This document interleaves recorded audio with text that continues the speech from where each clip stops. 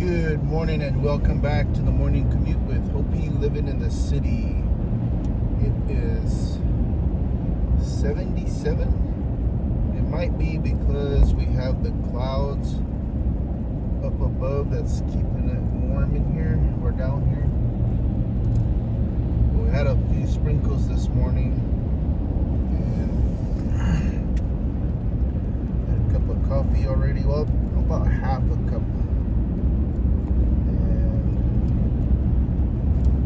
Got another one here by water, and I'm headed into Central Phoenix.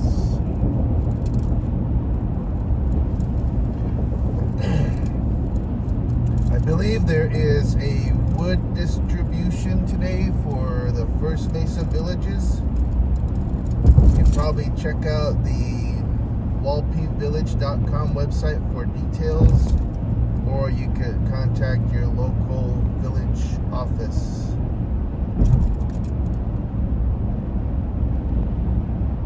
I don't think First Mesa Consolidated Villages.com posts that kind of information, but I'm pretty sure that walpevillage.com has that. They usually have community events and projects posted on their website, along with the introduction to the village representatives or people that are employed there,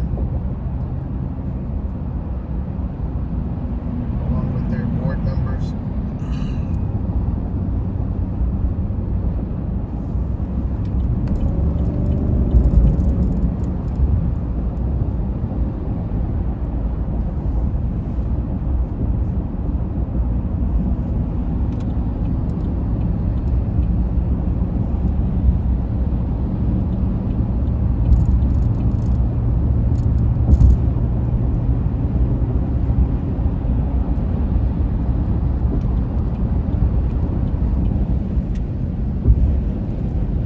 What's happening on the news? The fare as is, cash offer on the spot. It will never. Theater.com. Looks like we'll have one more 90-degree day, cooling down rest of the week. 91 the forecast today after getting to 90 yesterday. There are a few scattered showers out there this morning. Won't be surprised to be getting a little wet. Right now in Phoenix, 74 degrees at 5:30. Live from NPR News in Washington, I'm Janine Herbst. Vice President Vance met with Israeli Prime Minister Benjamin Netanyahu today. He's in Israel to try to shore up a fragile ceasefire between Israel and Hamas in Gaza. Vance is expressing optimism about the ceasefire despite recent violence. We have a very, very tough task ahead of us, which is to disarm Hamas, but rebuild Gaza to make life better for the people in Gaza, but also to ensure that Hamas is no longer a threat to our friends in Israel. He's also set to meet with Israeli President Isaac Herzog. Meanwhile, Israel identified the bodies of 2 more hostages held by Hamas. The remains of 15 hostages have been returned, with 13 still to be recovered. Arizona's Attorney General Chris Mays is suing House Speaker Mike Johnson for not swearing in Democratic Representative-elect Alida Grijalva. She won a special election to succeed her late father, who represented the district for more than 20 years. Mays gave Johnson until tomorrow to set a date to swear her in. Democrats accused Johnson of delaying her swearing in to prevent a vote to release the Justice Department's files on the sex trafficking investigation into the late convicted sex offender, Jeffrey Epstein. U.S. futures contracts are trading in mixed territory at this hour. Dow futures are down about 7 points. NASDAQ futures lower by 35 points. S&P 500 up 4 points. You're listening to NPR. And I think it's important for my community, for our community to have her. It is frustrating. Political games, that's what's actually happening. Rose says he hopes the lawsuit won't drag out longer than it has to. Coming up on Arizona's Morning News, the Suns are ready to take center stage in sports. Renting has become much more affordable than owning. I'm Heidi Hommel, and I'll tell you by how much. First, though, let's go to the Valley Chevy Dealers Traffic Center with John Roller. All right, it's the eastbound I-10 coming in from the West Valley, where we're seeing some slowing starting at Verrado Way. Now, up ahead, we had a crash. It is still off to the right. You will see some flashing lights right near Citrus Road, right near the off-ramp there. It is fully off to the right, but again, DPS troopers are clearing things up there. So that's the spot of slowing, and then up ahead, another spot of slowing right at the 101 transition. Southbound I-17 starting to build in volume a little little bit. You've got a spot of slowing right now at Glendale Avenue down to about northern, or I should say Bethany Home Road, then you are good to go. And one surface street crash this morning, 32nd Street and Greenway. Traffic is brought to you by Asset Preservation Wealth and Tax. Choose a firm that will cover all of your financial bases, financial, estate, insurance, and tax planning. Go to assetpreservationwealth.com. Get your free portfolio. John Wilmer, KTAR News. A weak storm system is passing through Arizona this morning with a few spotty showers and storms around the state. Don't expect much relief from the heat, though. Highs still reach the low 90s later today. I'm ABC 15 meteorologist Jorge Torres. At 5:33, it's 68 degrees in Queen Creek. How can Arizona's political system make room for candidates outside of the two major parties? Well, according to former Phoenix Mayor Paul Johnson, the answer is a party that will help people who are unaffiliated become candidates and to give those voters a right to have a say. That will at least force the two parties to recognize they need those independent votes and they can't keep gravitating to the two ends. Johnson's the chair of the newly renamed Arizona Independent Party. He tells the Chris and Joe Show the party allows independent candidates a fair chance of getting on the ballot. The party's new name goes into effect December 1st. A new year and a new look for your Phoenix, and that one that makes its own rum. Ladder Escape. It's Morning Edition. Support for NPR comes from this station and from Charles Schwab, offering investors choices like full-service wealth management, advice, investing, and trading on Thinkorswim. Learn more at schwab.com. From The Economist, in a world of rapid change, The Economist seeks to cut through the noise to offer insight into what matters now and what's coming next. Daily global reporting, podcasts, videos, and more at economist.com. And from the sustaining members of this NPR station. It's Morning Edition from NPR News. I'm A. Martinez in Los Angeles, California. And I'm Michelle Martin in Washington, D.C. Good morning. The Trump administration has acknowledged killing more than 30 people in the last 2 months as it destroyed boats in the Caribbean it says were carrying drugs. Now, Congressman Adam Smith, the top Democrat on the House Armed Services Committee, is calling for a hearing to examine this use of military force. Congressman Smith represents the 9th District in Washington State.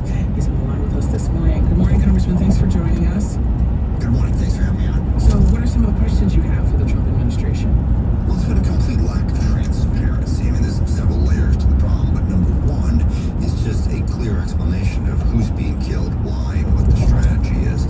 And, you know, the Trump administration has basically said the drug traffickers leave us alone.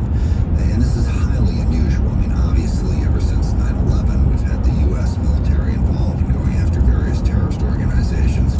But the Armed Services Committee and the Intel Committees had always been very well informed about that. We knew who the people were who were being targeted. We knew why, and we knew how they were connected to a larger picture of Al-Qaeda or ISIS.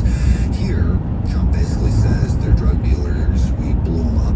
End of story. So you get that problem, lack of transparency. Second, the explanations that have been offered by the administration have varied.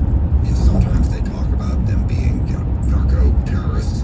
Other times they talk about how they're connected to governments in Venezuela and Colombia that they don't like. So is this regime change, or is this an effort at stopping drug trafficking? And then we've heard these explanations, you know, gosh, we've got to stop fentanyl. You know, fentanyl's Egypt. Fentanyl doesn't come out of Venezuela. Okay, this is cocaine and marijuana. So there is no clear explanation. And we're talking about the U.S. government making the decision to kill somebody without an adequate explanation. That's a major problem legally, morally, and in terms of what the U.S. ought to be doing in the world. So you're asking for House Republicans to return to the Capitol in order to hold this hearing. I do think most people understand that Republicans control both houses of Congress as well as the White House. So they are the ones who sort of determine the committee calendar. So the first question is, have you spoken with the committee chair, Mike Rogers? Is this something that he is interested in also? And second, is there any indication that the speaker would agree to bring people back to hold this hearing? Yeah, I've not spoken to Mike directly. Our staffs have communicated. I'm going to see him today. I know there are Republicans who are concerned about this along the same lines that I have been. I have not yet received any assurances that they are interested in coming back and holding the hearing. And I also want your listeners to fully understand just how unprecedented it is for Congress to not be in session during a government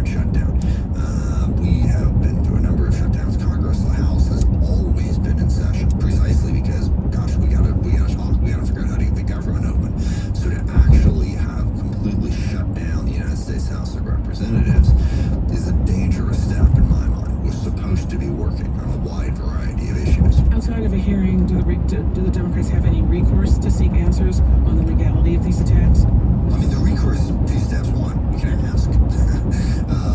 As we have a number of people at the Pentagon, but do remember that President Trump, fired, all of the inspector generals, then fired a whole bunch of the judge advocate generals, who are the lawyers for the Department of Defense, who are supposed to give advice when they say, hey, can't we hit this boat? The lawyers go, okay, well, here's why you can or why you can't.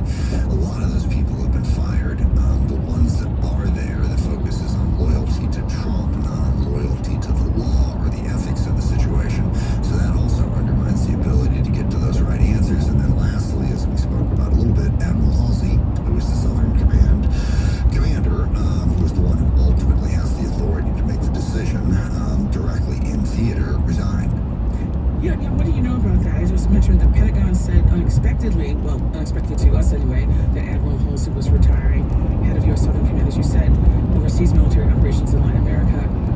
Do you know why he retired? Yeah, I know three things. Number one, it is highly unusual for a combatant commander to resign 1 year into what is typically a 4-year assignment.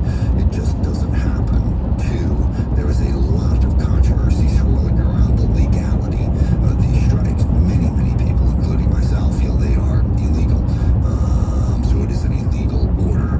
And three, there are a number of rumors, not that I have been able to track down specifically and directly, that Admiral Halsey was concerned about the legality of the strikes, and that conflict had a lot to do with why ultimately he was either forced out or decided to resign. So before we let you go, we have...